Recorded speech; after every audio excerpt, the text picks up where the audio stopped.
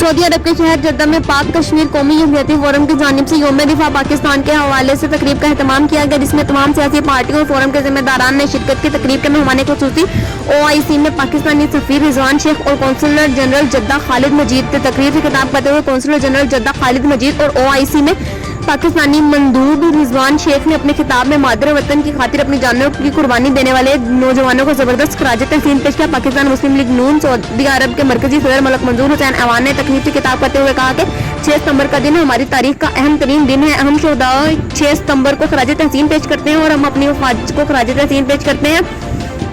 हम अपने अफवाज के साथ शीशा पिलाई दीवार की तरह खड़े हैं। PTI जद्दा के सदर कैसर जावेद, पाकिस्तान वेलफेयर एसोसिएशन के चेयरमैन बशीर खान सवाती और चेयरमैन जम्मू कश्मीर कमेटी के chairman Sardar Ishfaq Yasmeen Ejaz, relief tiger force के सदर अंजुम इकबाल वड़ाई, मुस्लिम लीग काफ के चेयरमैन चौधरी अजहर वड़ाई, चकवाल फॉर्म के चेयरमैन मलक मुहियुद्दीन, ANP से नौशेरवान खटक, PTI के साबका मरकजी deputy secretary Chaudhary Zaheer, Pakistan welfare forum से मोहम्मद शरीफ, इंजीनियर रियाज शाहीन आफरीदी दीगर ने यौम दफाع के हवाले से इजहार ख्याल किया। तकरीब में पाकिस्तान इंटरनेशनल सिंगर नईम सिंधी और सैयद बसाम ने मिली नगमे गाकर तकरीब को 4 चांद लगा दिए। रिपोर्ट कर रहे हैं हसन बुखारी।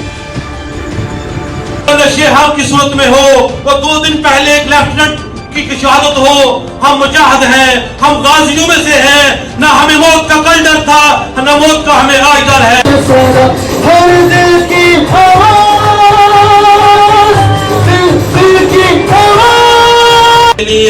ये आलम इस्लाम की सरबुलंदी के लिए है, ये आलम इस्लाम की हिफाजत के लिए है।